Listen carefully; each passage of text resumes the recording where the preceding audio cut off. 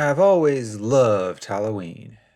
Ever since I was a kid, I've eagerly embraced the spirit of this macabre holiday. Dressing up in elaborate costumes, trick-or-treating with my friends, going to elaborate parties that play every conceivable version of the Monster Mash. I mean, seriously, what's not to love? It's just all around fun, and all the spooky, horror-themed aesthetics, well, that actually resonates with me in a very personal way. It's also where my love of Halloween becomes unique. Because to me, this holiday isn't all costumes, candy, and pumpkins. There's a far more serious aspect to this day that most aren't aware of. A lot of it is lost in the modern spectacle that Halloween has become, but don't be fooled. There is a deeper element to this day, and there always has been. Most will never become aware of it, and honestly, that's for the best. Those who simply enjoy the candy, the parties, and the costumes are better off not knowing. But those who do become aware, well, I imagine they have very different attitudes. And I suppose this is where I should acknowledge my critical role on all things Halloween. You see, I own and operate a candy factory, so naturally, I have a keen interest in making every Halloween extra special. But I promise you, making candy is more than just a job or a business. It's very much a part of my family legacy. I can actually trace my ancestors back centuries, all the way to early medieval times. And even back then, my family was known far and wide for their skill at cooking delicious treats. Those skills ultimately played an instrumental role in allowing my grandparents to immigrate to America after losing their candy shop in a war. They arrived in this country with 5 children, 3 suitcases, and generations worth of recipes. That ended up being enough to become very successful in their new home. What began as just a small candy shop on a street corner grew into one of the most celebrated candy factories in the region. We might not be as well known as the name brand you're probably familiar with, but we do a lot of business with those same companies. They help us get our unique, carefully crafted treats into the hands of more customers. As such, I'm not ashamed to say that my family is quite well off. What my grandfather started, my father expanded and preserved. I only took over recently after my father decided to retire early and travel the world with my mother. I was fully entrusted to continue our family's candy business, and I like to think I've done my ancestors proud. But part of that effort goes beyond simply making and selling delicious treats. Because candy, especially the good kind, it can bring out our darker nature. Couple that with the unique spirit of Halloween, that nature might manifest in some deeply disturbing ways. To illustrate, allow me to share a brief story passed down to me by my grandfather. Many years ago, back in our home country, there were these 3 mischievous children. They were truly as malicious as any kids can be, pulling pranks, picking fights, and just getting into trouble. Time and again, their parents or their elders would try to discipline them, but all that did was make them work harder to not get caught. No matter what the village did, these 3 kept causing chaos wherever they went. But then, on the day before All Hallows Eve, as it was called back then, these kids decided that they didn't want to wait for the festivities. They wanted their treats, and they wanted them now. So, late at night, long after most shops had closed, these 3 misfits snuck out and ventured to the local candy shop.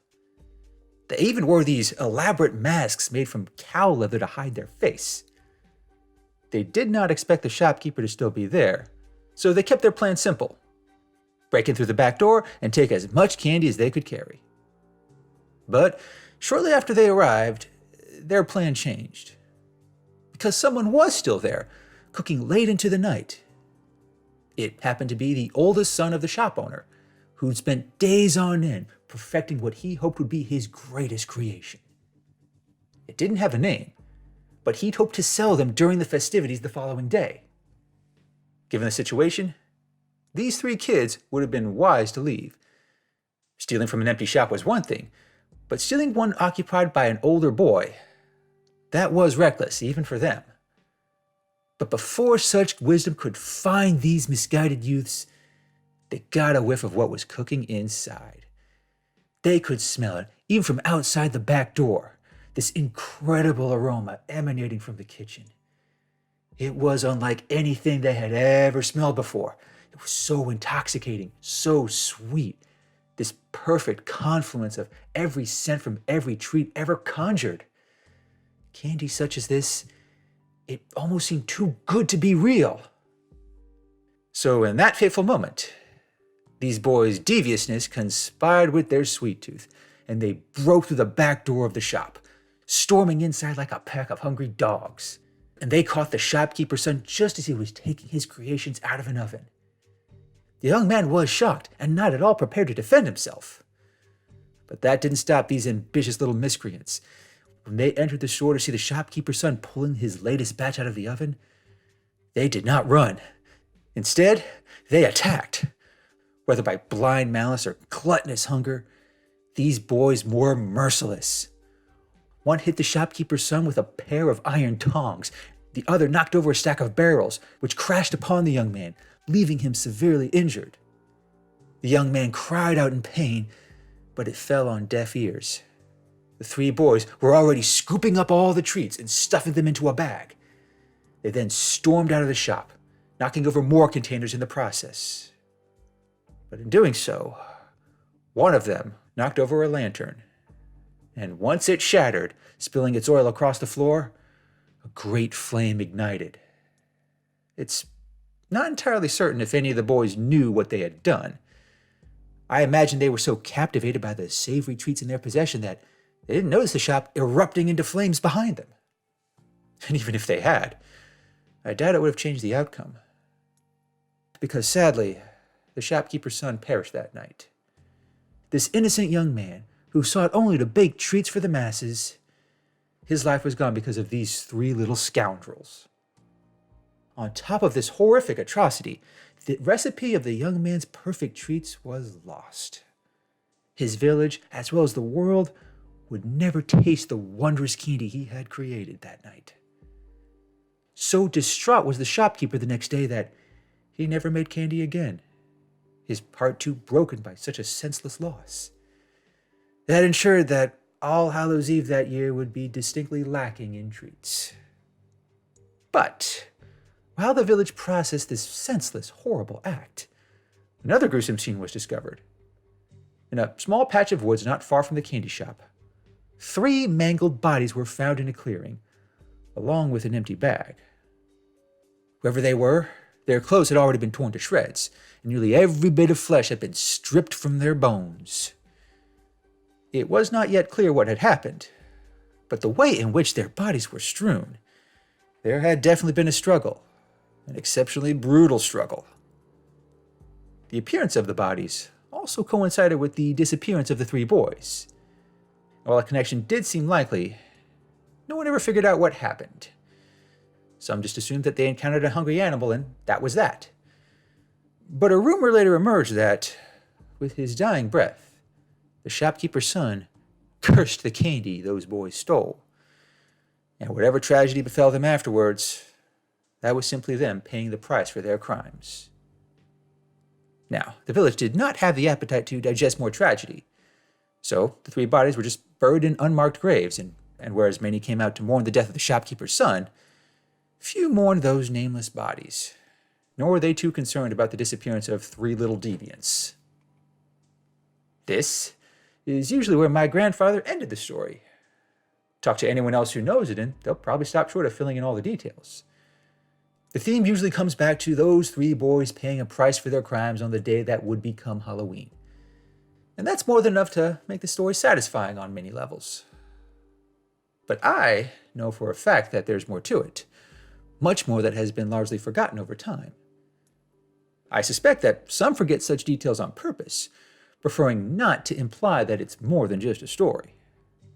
But I'm of the opinion that we shouldn't censor certain parts of a story to make it more palatable. Not everything can be made sweeter by lies and omission. So in that spirit, allow me to share a more updated and complete version of the story. Take all the events I just recounted at face value. Now, flash forward to our time. It's now Halloween of some recent year, An affluent community that just happens to have a well-known candy factory is celebrating the festivities as any successful business would.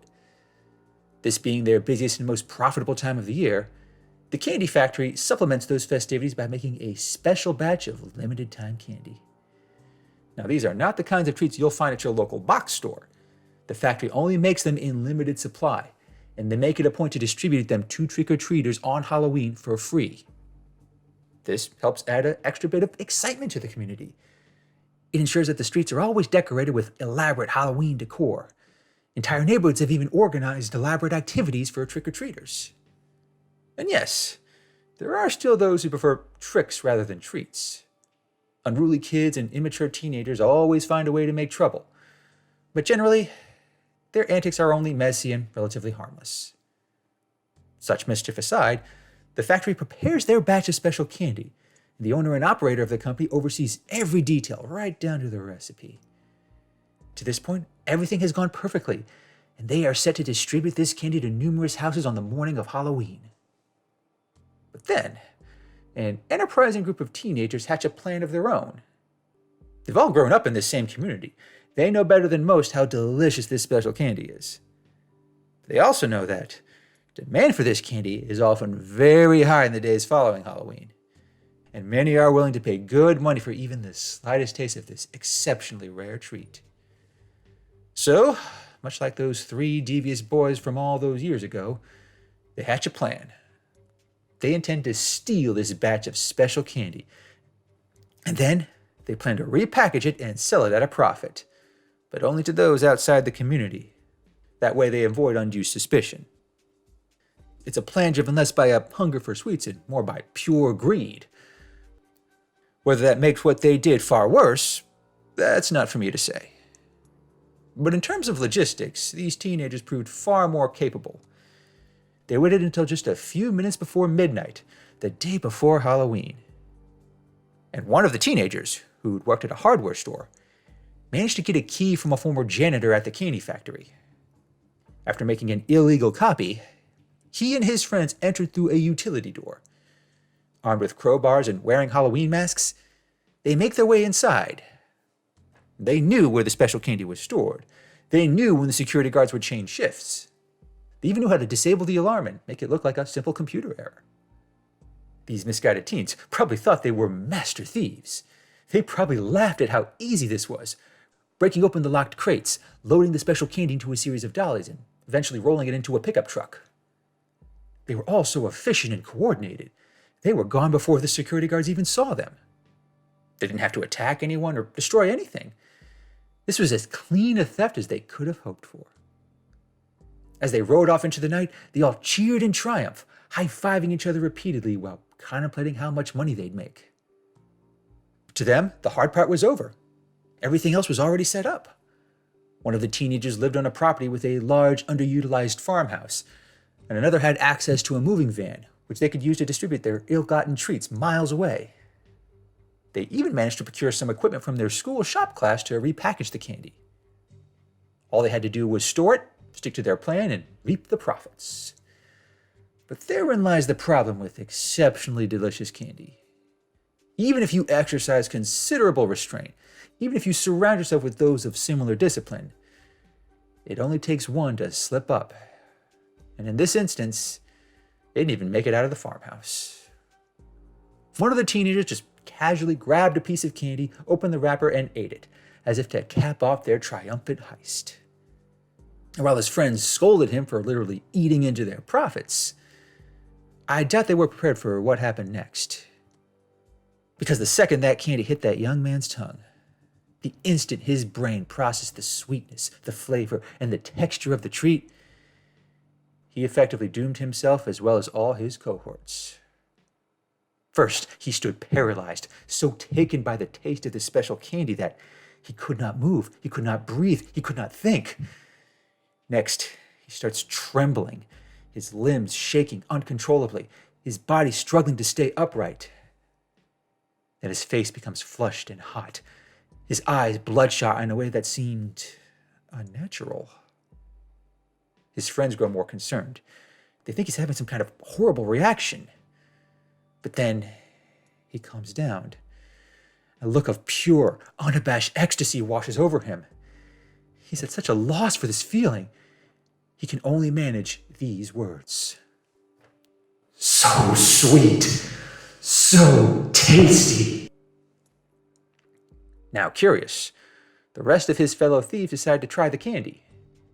They may have even promised themselves that they would only eat one piece. After all, they still intended to sell it for money. But once they plop the savory treats into their mouths, once they experience the same delight, they seal their fate as well.